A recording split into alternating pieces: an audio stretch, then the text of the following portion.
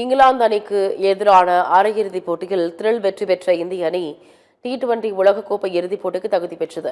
மும்பை வான்கடை மைதானத்தில் நடைபெற்ற T20 உலகக்கோப்பை தொடரின் 2வது அரையிறுதிப் போட்டியில் இந்தியா இங்கிலாந்து அணிகள் மோதின. இதில் டாஸ் வென்ற இங்கிலாந்து அணி பந்துவீச்சை தேர்வு செய்தது. இதனையடுத்து முதலில் ஆடிய இந்திய அணி தொடக்க முதலே அதிரடி ஆட்டத்தை வெளிப்படுத்தியது. தொடக்க ஆட்டக்காரர் சஞ்சு சாம்சன் 89 ரன்கள் குவித்தார்.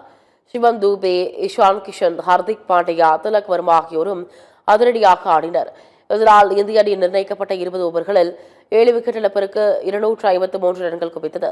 இதையடுத்து கடின இலக்குடன் களமிறங்கிய இங்கிலாந்து அணியும் அதிரடியாக ரன் குவிப்பில் ஈடுபட்டது.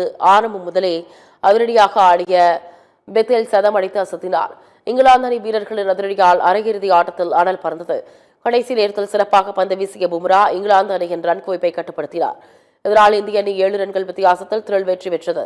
இதன் மூலம் 4வது முறையாக T20 உலகக்கோப்பை இறுதிப் போட்டிக்கு முன்னேறிய இந்திய அணி வரும் ஞாயிற்றுக்கிழமை நடைபெறும் இறுதிப் போட்டியில் இங்கிலாந்து அணியுடன் பலப்பரீட்சை நடத்தவுள்ளது.